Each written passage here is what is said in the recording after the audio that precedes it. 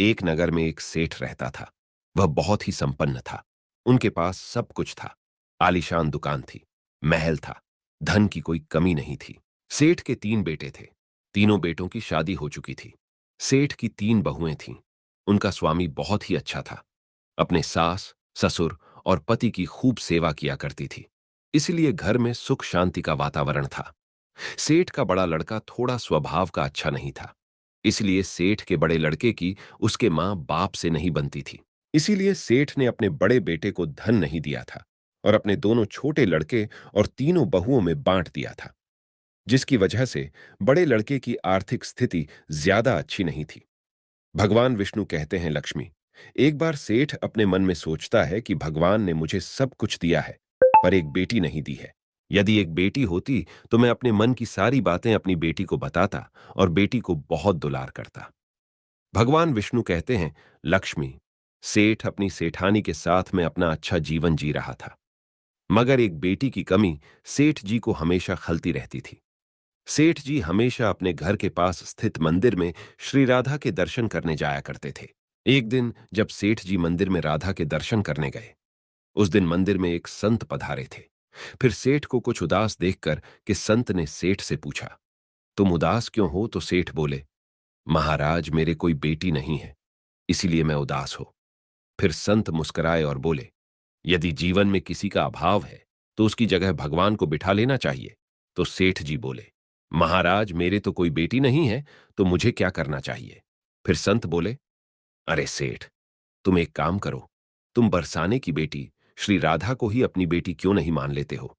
भगवान विष्णु कहते हैं कि हे लक्ष्मी, इस प्रकार संत की बात सेठ जी को बहुत ही पसंद आई। उसी दिन सेठ ने राधा का एक बड़ा चित्र मंगवाया और उसे अपने कमरे में लगा लिया। अब तो सेठ का जीवन पूरा बदल गया। वे उठते बैठते सोते जागते श्री राधा जी को अपनी बेटी मान करके उनसे बातें करने लगते थे। और इतना ही नहीं, सेठ को अपनी बेटी राधा से हर बात बताने में बहुत ही आनंद आता था। इस प्रकार सेठ की राधा में ऐसी लगन लगी कि जब भी वह दुकान पर जाते थे तो श्री राधा रानी को भोग लगाकर के प्रसाद पाकर ही जाते थे। और शाम को लौटते थे तो राधा को प्रणाम करते और उनसे बातें करते और भोग लगाकर के प्रसाद ग्रहण करते थे।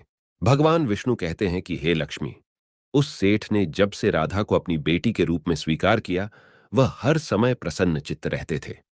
जब भी सेठ से कोई पूछता था कि तुम्हारे कितने बच्चे हैं, तो सेठ हमेशा यही कहता था कि मेरे तीन बेटे, तीन बहुएं और एक बेटी है। भगवान विष्णु कहते हैं, लक्ष्मी, एक दिन सेठ जी के घर में चूड़ी पहनाने वाली मणिहारन आई।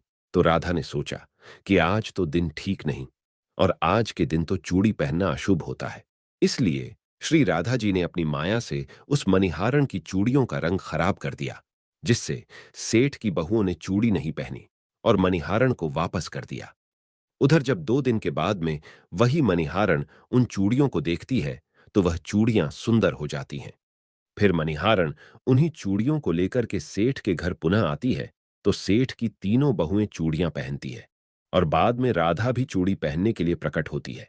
और जब राधा प्रकट हो गई तो मणिहारन ने जब राधा का स्वरूप देखा तो मणिहारन उन्हें देखते ही रह गई। फिर राधा रानी मणिहारन से कहने लगी, मुझे भी चूड़ी पहनाओ। उधर राधा जी की बात सुनकर के मणिहारन ने मन में विचार किया कि हो सकता है कि सेठ के घर पर कोई मेहमान आ गया होगा, क्योंकि हमेशा तो मैं जब भी इस घर में चूड़ी पहनाने आती थी तो सेठ की केवल तीन ही बहुएं दिखाई पड़ती थी जो हमेशा चूड़ी पहनती थी, मगर आज यह चौथी बेटी मुझे नजर आई है। लगता है कोई मेहमान होगी। भगवान विष्णु कहते हैं कि हे लक्ष्मी, और फिर ऐसा सोच करके उस मणिहारन ने राधा जी को चूड़ियां पहना दी। अब राधा रानी चूड़ी पहन करके एक ओट में जाकर के अंतर्ध्यान हो गई। सभी को चूड़ियां पहना करके मणिहारान हमेशा की तरह चूड़ियों का पैसा लेने के लिए सेठ की दुकान पर चली गई। फिर मणिहार को देखते ही सेठ कहने लगा, लगता है घर पर चूड़ियां पहनाने गई थी। तुम हमारी तीनों बहुओं को चूड़ियां पहना कर आई हो। ये लो अपने पैसे। मैं तुम्हें देखकर ही समझ गया कि तुम दुकान पर पैसे लेने के लिए आई हो। और फिर सेठ ने मणिहारी को हर बार की तरह जितने पैसे देते थे उतने ही पैसे निकाल कर दे दिए। तो मणिहारन कहने लगी, सेठ जी, इस बार मैंने 3 जनों को नहीं बल्कि 4 जनों को चूड़ियां पहनाई है, इसलिए इस बार मैं ज्यादा पैसे लूंगी। भगवान विष्णु कहते हैं, हे लक्ष्मी, मणिहारन की बात को सुनकर के सेठ कहने लगे, हमारे घर में 3 बहुओं के अलावा चौथी तो कोई है नहीं। फिर तुमने चूड़ी किसे पहनाई तो मनिहारन कहने लगी, सेठ मैं नहीं जानती, लेकिन मैं तो सिर्फ इतना जानती हूं कि मैंने तो चारों को चूड़ी पहनाई है। फिर इस प्रकार मनिहारन की बात को सुनकर के सेठ कहने लगा, ठीक है, पहले तुम 3 लोगों के पैसे ले जाओ, बाकी के पैसे मैं पहले घर पर जाकर पता करूंगा। चौथा कौन है जिसे तुमने चूड़ी पहनाई है, पहले मैं घर पर जाकर पता करूंगा, उसके बाद तुम्हें पैसे दूंगा। मनिहारन बोली, ठीक है सेठ जी, पहले आप घर पर पता कीजिए, उसके बाद मुझे मेरे पैसे दे देना। और ऐसा कह करके वो मनिहारन सेठ की दुकान से चली गई। भगवान विष्णु कहते हैं कि हे लक्ष्मी, शाम को सेठ जी जब घर पर पहुंचे, उन्होंने घर में मनिहारन के बारे में पूछा। उनकी बहुओं ने कहा कि केवल हम तीनों ने ही चूड़ियां पहनी थीं। तो सेठ कहने लगा कि यही बात तो मैंने मनिहारन को काफी देर तक समझाई कि हमारे घर में केवल 3 ही जने हैं, चौथा कोई नहीं है जिसे तुमने चूड़ियां पहनाई है। मगर वो मनिहारन ये बात मानने के लिए तैयार नहीं थी और बार बार उसका यही कहना था कि मैंने 4 जनों को चूड़ियां पहनाई है। भगवान विष्णु कहते हैं, हे लक्ष्मी, इस प्रकार सेठ सारी बात भूल गया और अपने नित्य काम में लग गया। सेठ राधा राधा बोलते बोलते श्री राधा जी को प्रसाद का भोग लगा करके और भोजन करके सो गया। उधर जब सेठ को नींद आ गई तो उसके स्वप्न में श्री राधा जी प्रकट हुई।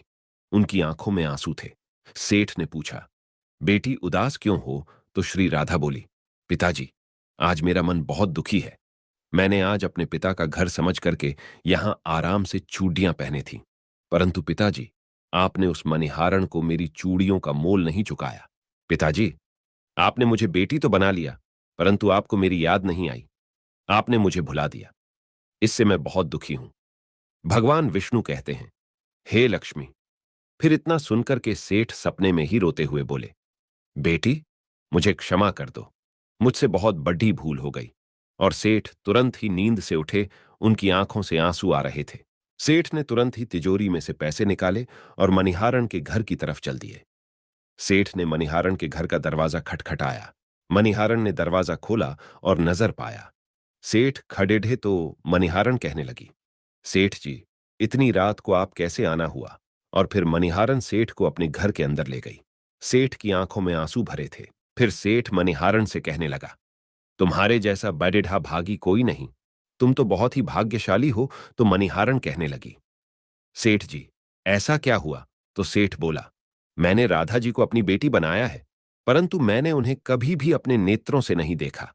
लेकिन तुमने आज उन्हीं राधा जी को अपने हाथों से चूड़ियां पहनाई है। आज तुम्हारे जितना भाग्यशाली इस धरती पर दूसरा कोई नहीं। मैं तुम्हें अपनी पुत्री की पहनी हुई चूड़ियों का मूल्य चुकाने आया हूं। और ये कह करके सेठ जी ने रुपयों से भरी हुई थैली मनिहारन के सामने रख दी और कहा, इसमें से जो भी लेना है ले लो।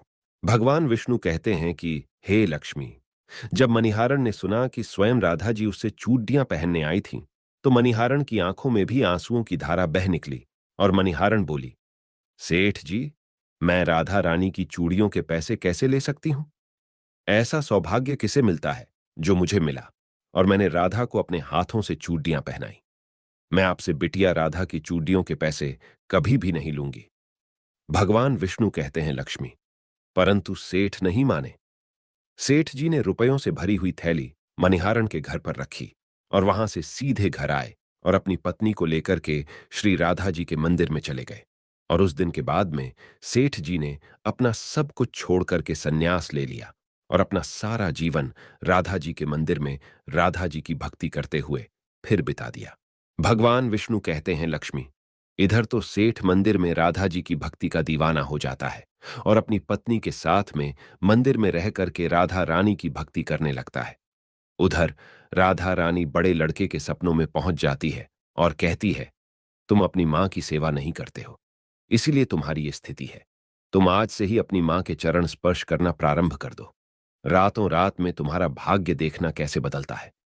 भगवान विष्णु कहते हैं, लक्ष्मी, इस प्रकार से अटका पड़ा लड़का अपनी मां के रोजाना चरणों को स्पर्श करने लगा और फिर बहुत बड़ा आदमी बना और उसके पास धन की कोई कमी नहीं रही। फिर भगवान विष्णु कहते हैं, लक्ष्मी, तुम अपने पहले प्रश्न का उत्तर समझ लो। तुम्हारा पहला प्रश्न था कि स्त्री की कौन सी चीज उसे बिना बताए छूने से रातों रात भाग्य बदल जाता है। तो ठीक से समझ लो, जो इंसान सेठ के बड़े लड़के की तरह अपनी मां के चरणों की सेवा करता है, मां के चरणों का अमृतपान करता है, उसका सोया हुआ भाग जाग जाता है और एक दिन ऐसा इंसान बहुत बड़ा आदमी बनता है। भगवान कहते हैं कि लक्ष्मी, अब तुम अपने दूसरे प्रश्न का उत्तर सुनो। तुम्हारा दूसरा प्रश्न था कि स्त्री के किस दिन चूड़ी पहनने से पति की उम्र कम हो जाती है। तो समझ लो, जिस दिन मनिहारान सेठ की तीनों बहुओं को चूड़ियां पहनाने के लिए आई, तो राधा जी ने देखा कि उस दिन मंगलवार है, इसलिए राधा जी ने अपनी माया से उन चूड़ियों को काला कर दिया, जिससे सेठ की बहुओं को चूड़ियों का रंग पसंद नहीं आया। और फिर मनिहार अगले 2 दिन के बाद, यानी शुक्रवार को आती है, तो चूड़ियों का रंग सुंदर हो जाता है और सेठ की तीनों बहुएं और राधा चारों चूड़ी पहनते हैं। इस तरह हमेशा के लिए सचेत रहने के लिए राधा रानी सेठ के बड़े बेटे की तरह सेठ की तीनों बहुओं के सपनों में आती है और चूड़ी का महत्व बताते हुए कहती है कि हर सुहागिन स्त्री को चूड़ी पहनने से पहले कुछ बातों का विशेष ध्यान रखना चाहिए। नंबर 1, सुहागिन स्त्री को 21 चूड़ी पहननी चाहिए। नंबर 2, नई चूड़ी हमेशा सुबह या शाम को पहननी चाहिए। नंबर 3, नई चूड़ी हमेशा रविवार या शुक्रवार को ही पहनना चाहिए। इस दिन पहनने से पति की उम्र बढ़ती है। नंबर 4, चूड़ी मंगलवार और शनिवार को ना तो खरीदनी चाहिए और ना ही पहननी चाहिए। इससे पति की उम्र कम होती है। चूड़ी 16 श्रृंगार में से एक अहम हिस्सा होता है।